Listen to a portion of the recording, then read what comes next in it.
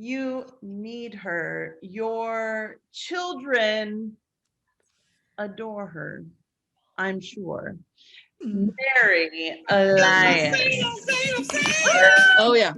I can't get next to you guys. Next to you. Pandemic. Song for COVID. Yeah. Thank you, Crystal, and thank you, Jeff. Always a great experience here, Farm to Table. Yeah.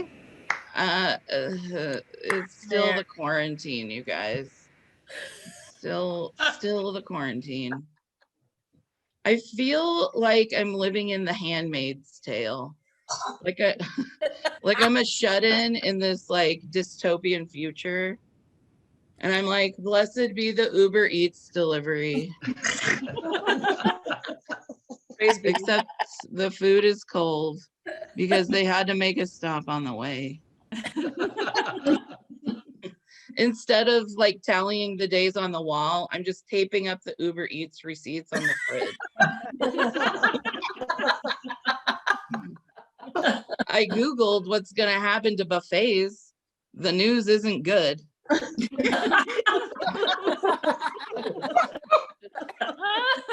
And then in a dream, I went to one and Danny DeVito was there. He was wearing a white tank top, which is like, he was dressed inappropriately for public, but like somehow okay, like dressed okay for a buffet. You know what I mean? Everything was like in little pre-measured packets and we just shrugged and went, buffets. It's a confusing time. Golden Corral. Then I was watching the riot at the Capitol and I found myself like strangely attracted to that QAnon shaman guy. You know, the one with the antler hat and like the painted face and like the no shirt. He definitely did not skip abs day.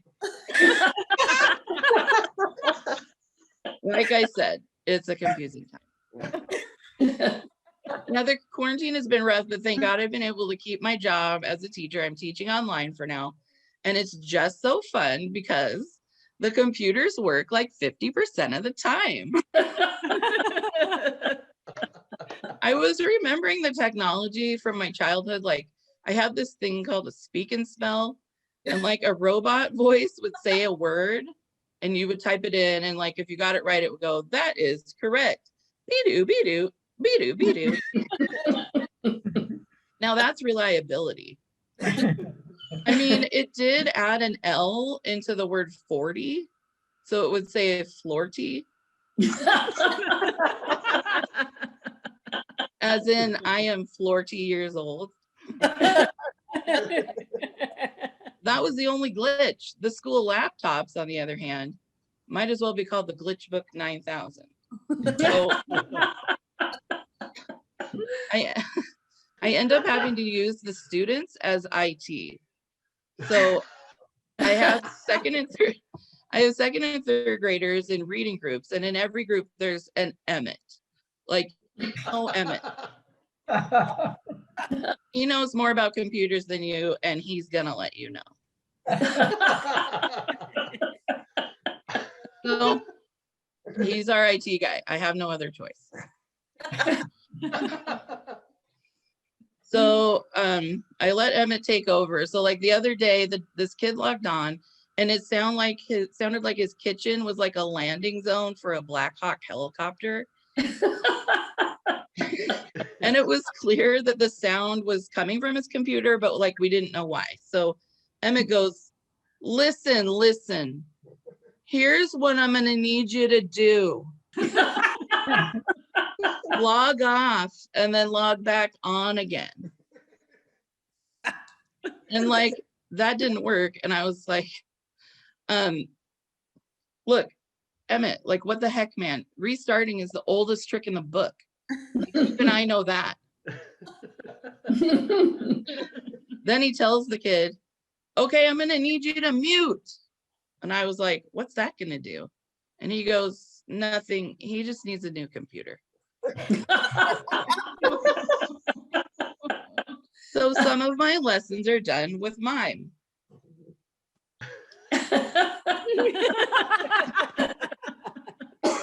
I should get a beret.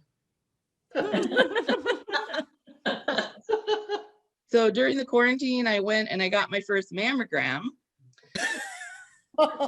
We're gonna go there. We're going there. It's an option. It's an option for you when you turn 40. Which is good because that's like when your boobs are just the right amount of flat. They're like balloons filled like 1/3 of the way with nacho cheese.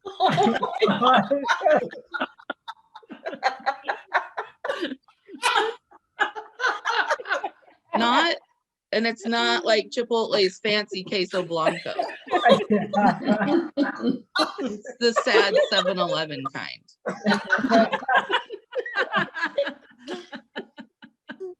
You're like a pair of uncooked calzone. So I got the mammogram because I have a lump, but don't worry. It's malignant. Or benign, or whatever the not cancer one is. I can't remember. Oh, You see, I have an innie nipple. And that guy clogged a milk duct. No big deal. It's no big deal. Peter calls that side bashful.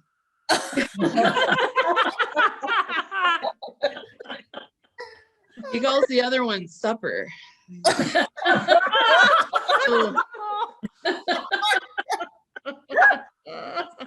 So anyway, the mammogram.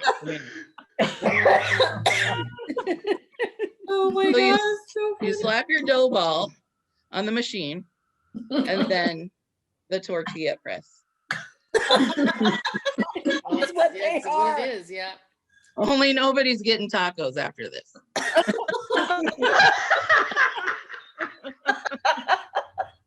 And it's just aggressive. It's like I'm like, no, ow, ow, ow, ow, ow. And I yell, son of a goat milker. And the nurse goes, that's a new one.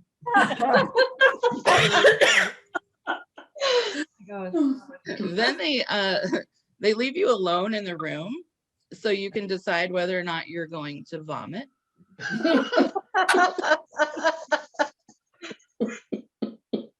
The pain is like hitting your knee on a table leg, only the table is a slamming car door and your knee is a boob.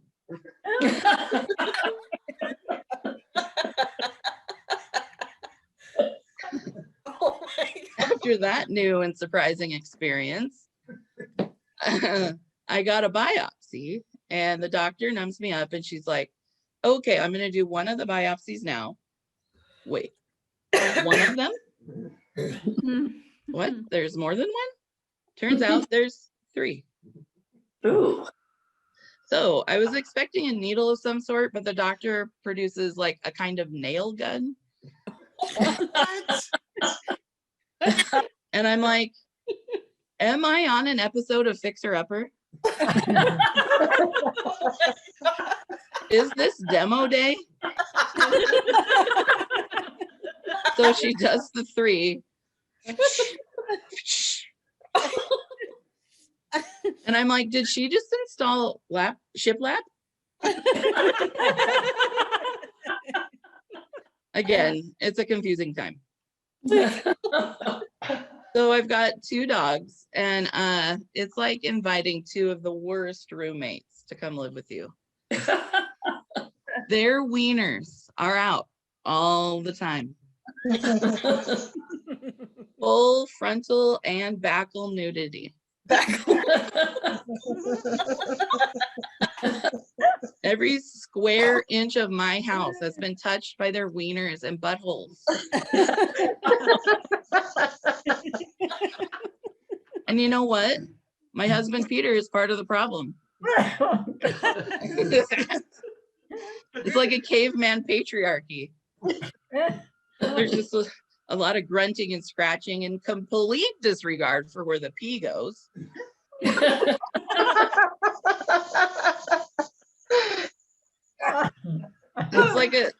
like a suburban version of Burning Man. Just sex, drugs, and dingleberries. My dogs are small, but they've got big dick energy. Chewy, my Chihuahua mix, will just randomly hump my other dog. He's incredibly horny for someone with no testicles. One time his lipstick got stuck out. Peter started yelling at him to think about baseball. We put him in a cold bath. It went away.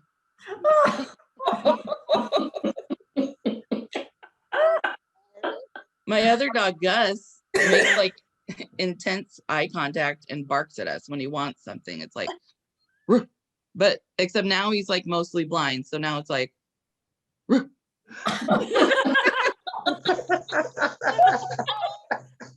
Right at you. He's awfully demanding for a dog that wouldn't exist in the wild. He's epileptic, diabetic, and has pollen allergies. He's on 5 different prescription medications. Let's just say he would prove Darwin right. He also grows too much hair where his poop comes out. Oh. If we let it grow too long, it starts to collect his output. We discovered this when we kept smelling shit. And we lifted his tail, and there it was, the mother of all dingleberries. It was a dingle cupcake. Yeah, it becomes like one of those Play-Doh extruder things where you make spaghetti.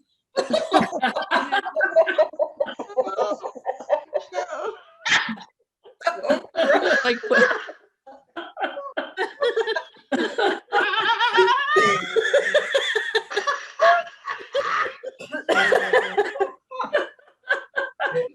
it's like pushing roasted garlic through a colander.